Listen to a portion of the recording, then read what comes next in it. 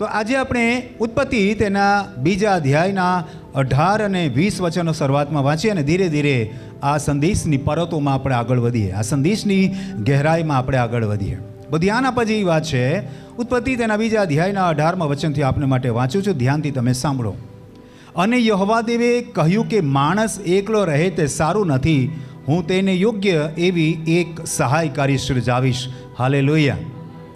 આ કોઈ લગ્ન પ્રસંગમાં હું સંદેશ નથી આપતો, પરંતુ તમારા અને મારા વ્યક્તિગત જીવનનું ચિત્ર આ વચનમાં દર્શાવેલું છે. લખ્યું છે માણસ એકલો રહે તે સારું નથી. એટલે કે મનુષ્યના માટે ઈશ્વરે કેટલી મોટી ચિંતા કરી કે એ માણસ એકલો નહીં રહેવો જોઈએ.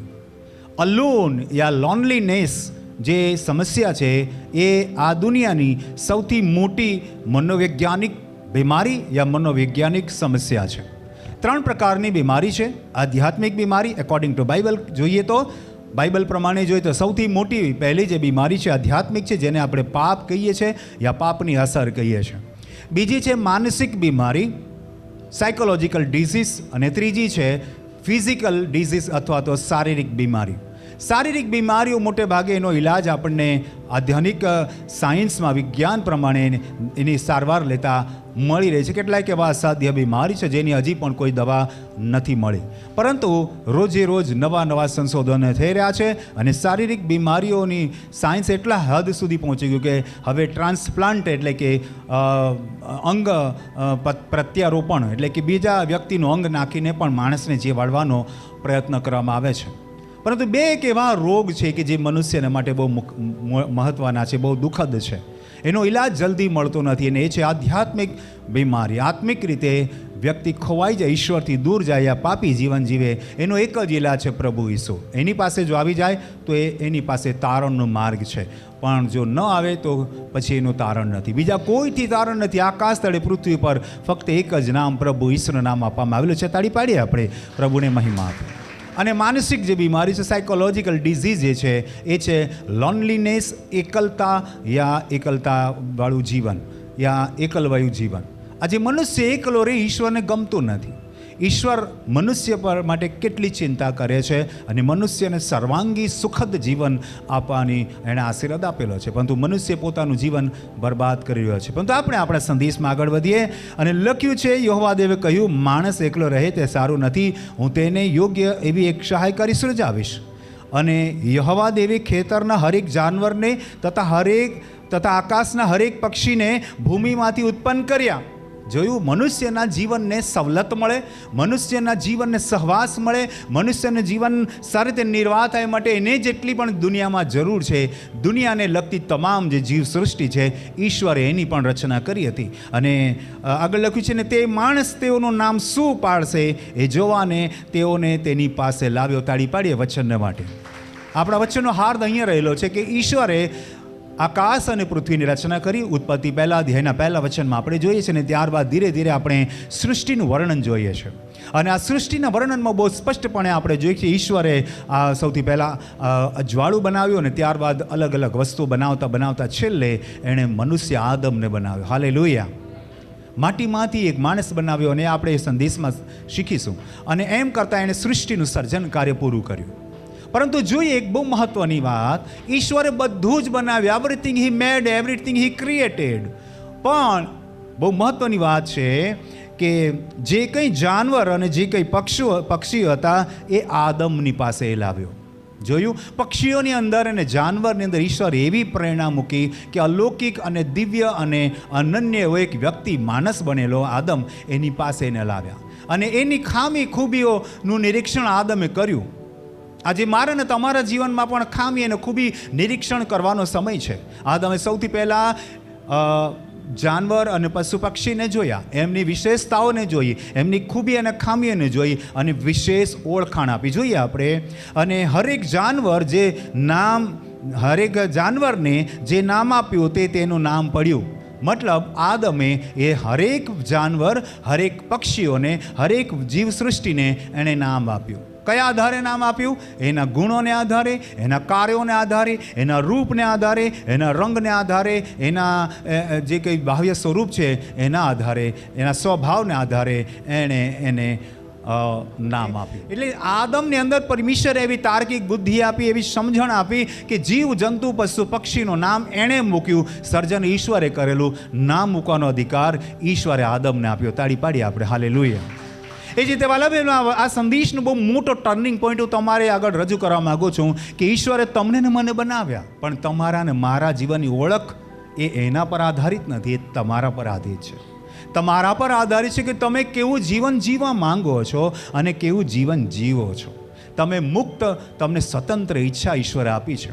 તમને એના પોતાના સ્વરૂપ તથા પ્રતિમા પ્રમાણે મનુષ્ય જાતને મને તમને બનાવ્યા, પરંતુ મારે એના જેવું જીવન જીવવું છે, શતાન જેવું જીવન જીવવું છે, દુષ્ટાત્મા જેવું જીવન જીવવું છે, દૂત જેવું જીવન જીવવું છે, યા એક સારા સંપૂર્ણ માણસ જેવું જીવન જીવવું છે.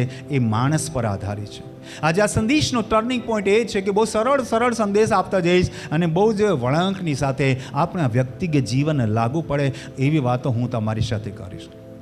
ઈશ્વરે આદમને બનાવ્યો પોતાના સ્વરૂપ તથા પ્રતિમા પ્રમાણે, તે જ રીતે મને ને તમને ઈશ્વરે તેના સ્વરૂપ અને પ્રતિમા પ્રમાણે બનાવ્યા. અને આ સૃષ્ટિના તમામ જીવજંતુઓ, તમામ જાનવરો, તમામ પક્ષીઓ આદમની પાસે આવ્યા અને આદમે એમને એનું આકલન કર્યું, એના વિશે સંશોધન કર્યું, એના વિશે અનુમાન કર્યું અને એને જે મનમાં લાગ્યું, એને જે બુદ્ધિમાં લાગ્યું, એને જે સમજાયું, એ નામ એને આપ્યું. એટલે કે એને કેટલી સમજણનો ઉપયોગ કર્યો. આજે મનુષ્ય પોતાના વ્યક્તિગત જીવનમાં સમજણનો ઉપયોગ નથી કરતો. એક હાથીને હાથી નામ આપી દીધું, એક વાઘને વાઘ નામ આપી દીધું, એક સસલાને સસલું નામ આપી દીધું, એક કબૂતરને કબૂતર નામ આપી દીધું. આવા પક્ષીઓને જાત જાતના ભિન્ન ભિન્ન પ્રકારના પશુ પક્ષીને ભિન્ન ભિન્ન પ્રકારના નામો આપી દીધા એના ગુણો અને રંગ અને આકારના આધારે. પણ વ્યક્તિ પોતાની ઓળખ ભૂલી ગયો છે. હું આ સંદેશ કોઈ ઉત્પત્તિના વર્ણન માટે નથી કરી રહ્યો, તમારા અને મારા જીવનની વાસ્તવિકતાની વાત કરું છું કે ઈશ્વરે આદમને કેટલો સુંદર અધિકાર આપ્યો કે તમામ જીવસૃષ્ટિની મેં રચના કરી, પણ નામ તું આપ. આજે આપણા જીવનનું નામ શું છે? આપણા ફોઈબાએ, આપણા વડીલોએ, આપણા માતા પિતાએ, આપણા કુટુંબીજોને આપણું નામ મૂક્યું, પણ આપણી આઈડેન્ટિટી શું? એ તો આપણા જન્મ દાખલામાં લખાયેલું નામ છે, પણ આપણા વ્યક્તિગત જીવનનું શું? આપણા વ્યક્તિગત જીવનની પહેચાન શું? શું આપણે હજી પણ એક સાધારણ જીવન જીવી રહ્યા છે? માતા પિતાના આશરે જીવન જીવી રહ્યા છે, કુટુંબના આશરે જીવન જીવી રહ્યા, સમાજના આશરે આપણું નામ છે, તો આપણું નામ કંઈ નથી. આપણે આપણી પહેચાન, આપણી આઈડેન્ટિટી હજી ઊભી નથી કરી. આપણે આપણી જે પહેચાન છે, આપણી જે ઓળખ છે, તે હજી ઊભી નથી કરી. જે રીતે હરેક જાનવર અને હરેક પશુ પક્ષીને આદમે એક ઓળખ આપી, એક ટેગ આપ્યું, એક નામ આપ્યું, પણ આપણે આપણી જાતને જ નામ નથી આપી શક્યા. આદમની અંદર એટલી ખૂબી હતી, એટલી બુદ્ધિ હતી, એટલી સમજણ હતી કે એણે હજારો અગણિત જીવજંતુઓને નામ આપ્યા. સૂક્ષ્મમાં સૂક્ષ્મ માખીને પણ એને નામ આપ્યું, મોટામાં મોટા કદ્દાવર જીરાફ અને હાથીને નામ આપ્યું, પણ વ્યક્તિગત જીવનમાં રહી જાય છે. આદમે પોતાનું નામ પોતાને નહીં આપ્યું હતું. આપણે પણ આપણી આઈડેન્ટિટી નથી બનાવી રહ્યા, આપણી ઓળખાણ નથી બનાવી. હજી વચનની વળાંકો બહુ આવશે. જેમ જેમ હું સરળ વચન વાંચતો જઈશ, એમ ગહેન બાબતો આપણે શીખતા જઈશું. જોઈએ ને. અને તે માણસ સર્વ ગ્રામ્ય પશુના, એટલે કે ડોમેસ્ટિક એનિમલ્સ, જેને પાલતુ જાનવર કહેવાય, એને ગ્રામ્ય પશુના તથા આકાશના પક્ષીઓના તથા સર્વ વન પશુ એટલે વાઇલ્ડ એનિમલના એ નામ પાડ્યા, પણ આદમને યોગ્ય એવી સહાયકારી મળી નહીં. મનુષ્યના જીવનનો ચિતાર જોવા મળે છે. પહેલા વચનમાં આપણે જોયું માણસ એકલો રહે તે સારું નથી, અને પછી આટલા બધા જીવજંતુ, જાનવરો, પશુ પક્ષી એની સમક્ષ લાવવામાં આવ્યા અને આ બધાનું એને દિલથી, મનથી, બુદ્ધિથી નામ પાડ્યું. પણ છેલ્લે જ્યારે એના વ્યક્તિગત જીવનમાં ઝાંખીને જોયું, એ ખાલી હતો. He was alone. Nobody love him, nobody care him. આ મારી ને તમારી જિંદગી છે. આ વિશાળ જનમેદનીની વચ્ચે, આ વિશાળ માનવ મેરામણની વચ્ચે હું અને તમે એકલા છો. We are alone. આપણા આંસુ કોઈ જોતું નથી, આપણા દુઃખ કોઈ જોતું નથી, આપણી તકલીફ કોઈ જોતું નથી. આદમે બધાને જોઈને એમનું નિરીક્ષણ કરીને એમના નામ તો મૂક્યા, પણ જ્યારે એના વ્યક્તિગત જીવનની વાત આવી, એના હૃદયમાં ઝાંખ્યું, એ એકલો હતો. એના જેવું કોઈ ન હતું. આજે આ દુનિયામાં તમારા જેવું કોઈ નથી, કેમ કે તમે જેવા છો એવું બીજું નથી. તમે જે દુઃખ સહન કર્યા છો, તમે જે તકલીફનો સામનો કર્યા છો, તમે જે અંદરથી મથામણ કર્યા છો, એ દુઃખને સમજવાવાળું કોઈ નથી. Nobody understand you. Everyone watching you, but nobody understand you. દરેક વ્યક્તિ તમને જુએ છે, ઓળખી નથી રહ્યા. તમારી સાથે નિકટના સંબંધ રાખે છે, પણ કપટના સંબંધ રાખે છે. તમારી સાથે સગાના સંબંધ રાખે છે, પણ પારકા જેવો વ્યવહાર કરે છે. તમારી સાથે કદાચ મિત્રો દગા કરી જાય છે. તમારું પોતાનું કોણ? તમે કોના માટે? તમારું જીવન કોના માટે? અને એટલા માટે ગુજરાતીમાં એક કહેવત છે, આધ્યાત્મિક દ્રષ્ટિકોણની વાત કરું છું, હેતુ હંકારે જીવન. આજે આપણા જીવનમાં કોઈ હેતુ નથી. આપણે ભણી રહ્યા છે મા બાપને કહેવાથી, આપણે કરી રહ્યા છે આપણી કામ કરી રહ્યા છે જિમ્મેદારીઓને કારણે, પણ આપણા વ્યક્તિગત જીવનનો મામલો ખાલી છે. આપણા વ્યક્તિગત જીવનનું રૂમ ખાલી છે. આપણા રૂમમાં આપણે જાત જાતના સૌંદર્યના લગતા તસવીર મૂકીએ છીએ, નેચરલ તસવીર મૂકીએ છીએ, નદી નાળા પશુ પક્ષી. ઘણા લોકો જે માનતા હોય પોતપોતાની દેવી દેવતાઓમાં આસ્થા રાખતે એમના ફોટા મૂકતા હોય છે. ઘણા લોકોને અમુક જુવાનીઓ એમના જે આઈડલ હીરો હિરોઈન યા એક્ટર હોય એમના ફોટા મૂકતા હોય, કોઈકને કોઈક આદર્શના ફોટા મૂકતા હોય, ઘણી સરકારી કચેરીમાં ગાંધીજીના ફોટા મૂકેલા હોય, પણ વ્યક્તિગત જીવનમાં ખાલી પહોંચે. ઓફિસ સુંદર મજાની સજાવેલી હોય, સુંદર મજાનો ટેલિફોન હોય, સુંદર મજાની ફોન હોય, ફાઇલ્સ હોય, સુંદર મજાનું ત્યાં પેપર વેટ કહેવાય એ સરસ સરસ મજાના લોકો મૂકતા હોય, મોટા મોંઘી બોલપેન મૂકેલી હોય, પણ વ્યક્તિગત જીવનમાં ખાલી છે ઓફિસ. અને આ છે તમારી ને મારી વાસ્તવિકતા. આદમે આ બધું જ પ્રયત્ન કર્યો, કેટલાય દિવસો લાગ્યા છે. મને તો એવું લાગે છે આ જીવ જંતુ પશુ પક્ષી જાનવરોના નામ મૂકતા કેટલાય દિવસોના વાણા વીતી ગયા હશે. એને ભૂખ લાગી હશે, પણ છતાં કંઈ કેટલાય જાનવર એની સામે ઉપસ્થિત હશે, એને થતું હશે આ બધાના નામ પહેલાં મૂકી દેવા દે. એને પહેલાં ખાવાની ચિંતા નહીં થઈ, નામ મૂકવાની ચિંતા થઈ હશે, બધાને ઓળખ આપવાની ચિંતા. પણ જ્યારે એની ઓળખની વાત આવીને ત્યાં લખ્યું છે, પણ આદમને યોગ્ય એવી સહાયકારી મળી નહીં. એની પાસે બધું જ હતું, હર પ્રકારના જીવ જંતુ પશુ પક્ષી જાનવર એવરીથિંગ, ઝાડ પાન નદી નાળા પહાડો બધું જ એની સમય સુંદર, એની સામે સુંદર સૃષ્ટિ હતી. જીવનમાં સુંદરતા નહોતી, ખાલી અને એકલો હતો. આ મસ્ત મોટી દુનિયા જે ઈશ્વરે બનાવેલી, હજી તો પાપનો પણ આ દુનિયામાં પ્રવેશનું, કેટલી સુંદર કેટલી પવિત્ર જગા હતી, એદનવાળી હતી, પણ જીવન ખાલી હતું, મન ખાલી હતું. આજે તમારી પાસે પત્ની છે સુંદર, તમારી પાસે બાળકો છે, સુંદર ઘર છે, ગાડી છે, ખેતી છે, નોકરી છે, વ્યવસાય છે, પણ જીવનમાં ખાલી પહોંચે. જીવનમાં કાંઈ નથી. જીવન અંદરથી તૂટેલું અને સહેમેલું અને અંદરથી એમ વેદનાથી ભરેલું છે. ઘણીવાર તમારે મનમાં એમ ડુસકા આવી જાય છે ને, તો તમે બીજાને નથી કહી શકતા. ઘણા લોકો કદાચ તમારી મજાક કરશે, આટલું નહીં સહન થાય તું તને, અરે આમ નહીં થતું. ને લોકોને કહેવા માટે પણ હવે તમને મન નથી થતું, કેમ કે લોકો સિર્ફ સાંભળી લે છે, સપોર્ટ નથી કરતા. અને આદમની જેવી જ તમારી સ્થિતિ છે, એકલા હતા. અને આપણે વચન વાંચવાનું છે 20મા સુધી, કે હા 20મા વચનમાં આપણે જોયું કે આદમને યોગ્ય એવી સહાયકારી મળી નહીં. આજે આપણી પાસે શું યોગ્યતાઓ છે, શું એબિલિટીઝ છે, શું ખાસ વિશેષ છે? કાંઈ જ નથી. જીવનમાં ઝાંખીએ છે ને ખાલી ખાલી લાગે છે, કાંઈ જ નથી જીવનમાં. કંઈ કેટલા સુંદર પરિવાર છે, પણ એમની પાસે આર્થિક તંગી છે. કંઈ કેટલા સુંદર દંપતી છે, પણ એમની પાસે સંતાન નથી. કંઈ કેટલા એવા લોકો છે કે જેમની પાસે રહેવાનું ઘર નથી. કંઈ કેટલા લોકો એવા છે ટંકે ખાવાનું નથી. જેમ તેમ જીવનને જીવી રહ્યા છે. જીવનનો કંઈ અહેસાસ નથી, કોઈ ખુશી નથી. બસ ગમ દુઃખ ચિંતા એકલતા અને હાડમારીઓ અને ચિંતાઓથી ભરેલી જિંદગી છે. પણ આપણે વાંચીએ ઉત્પત્તિ તેના 2 અધ્યાયના 21મા વચનથી લઈને 23મા વચનમાં અને 3 અધ્યાયના 20મા વચનને પણ વાંચીએ. આ ભાગમાં પણ આપણે કંઈ સમજીએ. પહેલા ભાગમાં આપણે જોયું કે જાનવર પશુ પક્ષી તથા હરેક જે જીવ સૃષ્ટિ છે, આદમે એમનું નામ મૂક્યું, પણ એની અંદર એકલતા દેખાય. જ્યારે એણે એની અંદર ઝાંક્યું, એના જેવું કંઈ મળ્યું નહીં, એ ખાલી લાગ્યું. હવે આગળના વચનમાં વાંચીએ. ઉત્પત્તિ તેનો 2 અધ્યાય 21થી 23 વચન વાંચીએ. અને યહોવા દેવે આદમને ભાર ઊંઘમાં નાખ્યો, અને તે ઊંઘી ગયો. ત્યાર પછી તેણે તેની પાંસળીઓમાંની એક લઈને તેને ઠેકાણે માંસ ભર્યું. ભલા ભાઈનું મનુષ્યનું જીવન પાંસળીઓની નીચે રહેલા હૃદયમાં છે. એ હૃદય ધડકતું બંધ થઈ જાય તો મારું તમારું જીવન સમાપ્ત થઈ જાય. આ પાંસળીઓથી ભરેલું મારું તમારું જીવન છે. અને એ હૃદયની નજીકની પાંસળી લીધી અને તેને ઠેકાણે માંસ ભર્યું. જે પાંસળી માણસમાંથી લીધી હતી તેની એક સ્ત્રી બનાવીને માણસની પાસે તે લાવ્યો. તાળી પાડીએ આપણે હાલેલુયા. આદમે કલ્પના તો હાથીને જોઈને કરી હશે, અલગ અલગ પ્રકારના જાનવરને જોઈને કરી હશે, વાઘને જોઈને કલ્પના કરી હશે, ચિત્તાને જોઈને કલ્પના કરી હશે, જીરાફને જોઈને કલ્પના કરી હશે, મોરને જોઈને કલ્પના કરી હશે, કોયલના અવાજને સાંભળીને એને જોઈને કલ્પના કરી હશે, વિભિન્ન પ્રકારના પશુ પક્ષીને જોઈને એણે વિભિન્ન પ્રકારની કલ્પના કરી હશે.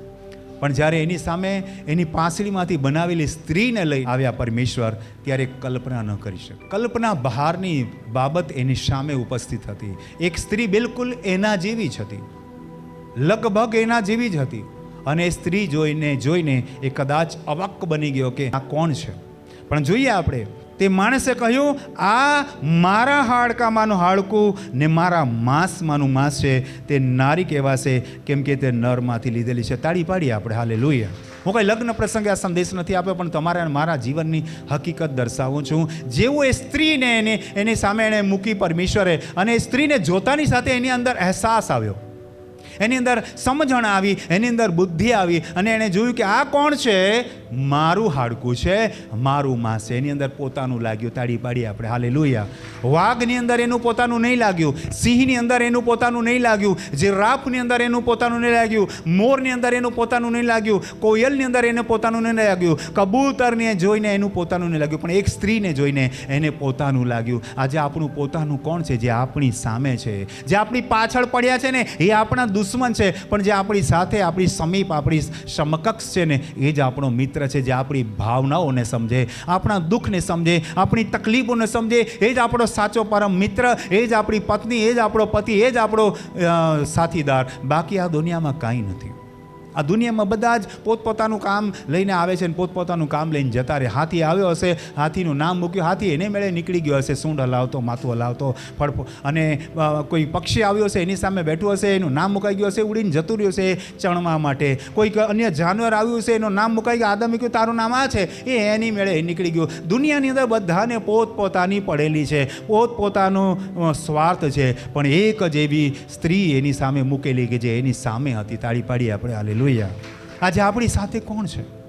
આપણી સાથે કોઈ નથી. આપણને એવું લાગે છે હું એકલોનો અટુલો છું, પણ આજે મારું માંસ, મારું રક્ત, મારું લોહી, મારું હાડકું એ કોઈ બનવા તૈયાર છે? આજે મારા જેવું કોઈ બનવા તૈયાર છે? આજે દુનિયામાં ખોળ કરો તમે એક મિત્રની, સાચો મિત્ર બી કદાચ દગો દે, એવી આ દુનિયા સ્વાર્થી દુનિયા છે. આજે તમારા જેવો તમે શોધીને થાકી જશો, નહીં મળશે. તમારા જેવો લાગણીવાળો, તમારા જેવો સમજદાર, તમારા જેવી ફિલિંગવાળો શોધમ જળતો નથી. આજે ઘણી બધી વખત લોકો લગ્ન કરવા માટે ઈચ્છા રાખે છે, અને ઘણા વર્ષો નીકળી જાય છે પાત્ર પસંદગી કરતા, કેમ કે એમના જેવું એમને નથી મળતું. કદાચ ચહેરો જોઈને પસંદ કરવાની વાત કરે છે, ચહેરો સારો દેખાય છે, પણ કદાચ એના ગુણ એને નથી સારા દેખાતા, કદાચ એનું કલ્ચર એનું સારું નથી દેખાતું, કદાચ એનો સમાજ એને સારો નથી દેખાતો, કદાચ એની આર્થિક સ્થિતિ સારી નથી, કદાચ કોઈ એવી જાતિમાંથી આવે છે, કદાચ કોઈ ધર્મમાંથી આવે છે, એના જેવું નથી, એટલે રિજેક્ટ કરવું પડે છે. મને હું છું, મારું અસ્તિત્વ છે, એનો અહેસાસ કરાવનારું કોઈ હોવું જોઈએ. અને મનુષ્ય આજે એકલો પડી ગયો છે. ઈશ્વર એના માટે તો બધું જ મૂક્યું છે, પણ ઈશ્વરની આ યોજનામાંથી માણસ બહાર જતું રહે છે. પણ આપણે જોઈએ, આ મારા હાડકામાંનું હાડકું ને મારા માંસમાંનું માંસ છે. તે નારી કહેવાશે, કેમ કે તે નરમાંથી લીધેલી છે. અને એ સારું માણસ પોતાના મા બાપને છોડીને પોતાની પત્નીને વળગી રહેશે, અને તેઓ એક દેહ થશે. અને તે માણસ તથા તેની પત્ની બંને નગ્ન હતા, પણ તેઓ લાજતા નહોતા. આજે આ જિંદગી જુઓ કેવી છે તમારી ને મારી વાસ્તવિકતા. મા બાપને છોડીને જતા રહેશે કહેવાનો ભાવાર્થ, આને બહુ તાર્કિક રીતે જોઈએ તો એવું લાગે મા બાપને મૂકીને જતા રહેશે, પણ એવો ભાવાર્થ નથી. જે મા બાપ માટે જે છોકરો જીવતો હતો, હવે એનો તમામ ભાવ એની ધર્મચરણી એટલે કે એની પત્ની માટે થઈ જાય છે. એનો જે ભાવ છે એ પલટાઈને એની પત્ની તરફ જતો રહે છે. એટલે ભાવની વાત, આદરની વાત, પછી મા બાપ પ્રત્યેનું ધ્યાન ઓછું થઈ જાય છે. એનું એક દાયરામાં આવી જાય છે, જેને પારિવારિક જીવન કહીએ છીએ, કૌટુંબિક જીવન કહીએ છીએ. અને લખ્યું છે માણસ તથા તેની પત્ની બંને નગ્ન હતા, પણ લજવાતા નહોતા. આજે આપણે એકબીજાનો ચહેરો જોવા માટે આપણને લાજ આવે છે. લાગે છે બહુ સારું જીવન, સારા કપડાં, સારો ચહેરો, સારું રંગરૂપ, સારી હાઈટ, બોડી, પણ સારું જીવન નથી. અંદરથી તૂટેલા અને સહેમેલા, અને એકદમ એવું લાગે છે કે મારા જેવું દુનિયામાં કોઈ નથી. કોણ સમજશે મારા આંસુ? કોણ જોશે મારા આંસુ? કોણ જોશે મારી તકલીફ? કોણ સાંભળશે મારી દાદ? અને માણસ એકલો પડી ગયો છે. અહીંયા જો બંને જણા નગ્ન હતા, બંનેની જે વાસ્તવિક પરિસ્થિતિથી એનાથી તેઓને કોઈ લેવા દેવા ન હતા. બંને એકબીજાની સાથે સમીપ હતા અને સમકક્ષ હતા અને સમભાવ હતા. આજે આપણો સમભાવ કોઈ નથી. આપણે કોઈને આપણું દર્દ વેચીએ ને તો એ આપણી મજાક કરી દે છે. આપણને કહેવાનું પણ હવે મન નથી. સમજી ગયા આપણે કે આને કહેવાતો કંઈ મતલબ નથી. પહેલાં તો એવું કહેવાતું કે ભાઈ દુઃખ કહેવાથી દુઃખ દૂર થાય, પણ હવે તો દુઃખ કહેવાથી વધી જાય, કેમ કે લોકો આપણી હાંસી કરશે, એ પાછું ગમ આપણને વધી જાય. આજે તો દુનિયા, આધુનિક દુનિયામાં બહુ ખતરનાક દુનિયા છે. આપણું દુઃખ બે આપણે જ સહન કરવાનું, ના કહેવાય કોઈને. એવો સાથીદાર, એવો મિત્ર, એવો હમદમ, એવો હમસફર આપણી સાથે આજે નથી. આપણને એકલું એકલું જીવન લાગે છે. અને આ છે મનુષ્યની વાસ્તવિકતા. 19 અને 20 વચનમાં છે, તું ભૂમિમાં પાછો જશે ત્યાં સુધી તું તારા મોંનો પરસેવો ઉતારીને રોટલી ખાશે, કેમ કે તું તેમાંથી લેવાયો હતો ને તું ધૂળ છે ને પાછો ધૂળમાં મળી જશે. મનુષ્ય એક તો પોતે એકલું જીવન લાગે છે, અટૂલું જીવન લાગે છે. અને હવે જીવનની વાસ્તવિકતા જુઓ, ધૂળમાંથી લીધેલું છે, ધૂળમાં મળી જવાનું. માણસનો ગર્વ, પૈસા, ધન, દોલત, રૂપ, રંગ ધૂળ ભેગું થવાનું છે. પરંતુ 20મું વચન વાંચીએ, અને તે માણસે પોતાની પત્નીનું નામ હવા એટલે સજીવ પાડ્યું. ધ્યાન આપે, પાણી વગર અમુક દિવસ રહી શકાય, ખોરાક વગર અમુક દિવસ રહી શકાય, પણ હવા વગર અમુક મિનિટ સુધી જ રહી શકાય, એથી વધારે નહીં. અમુક એટલે કદાચ એકાદ મિનિટ તમે શ્વાસ રોકી શકો. કદાચ બહુ લાંબી પ્રેક્ટિસ હોય ને આમ શ્વાસ રોકવાની તમે પ્રક્રિયા વારંવાર કરતા હોય તો કદાચ 2-4 મિનિટ, કદાચ 2-4 તો વધારે બોલાય, થોડી મિનિટો તમે કદાચ તરવૈયા લોકો એ થોડા શ્વાસ રોકે છે. પણ પછી આજે જીવનમાં સૌથી મોટી જે જરૂરિયાત છે ને છે શ્વાસોશ્વાસ.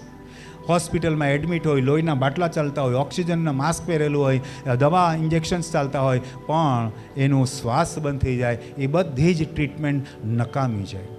કેમ કે એને પ્રાણવાયુ, જીવનનું જે સ્ત્રોત છે, જે પ્રાણવાયુ, એ જ હવે લેવાનું બંધ થઈ ગયું. હૃદય ધડકતું બંધ થઈ ગયું. અને હૃદયના ધડકનમાં તો જિંદગી સમાયેલી છે, એની અંદર તો ભાવનાઓ સમાયેલી છે, એની અંદર તો લાગણીઓ સમાયેલી છે, એની અંદર તો જીવન સમાયેલું છે.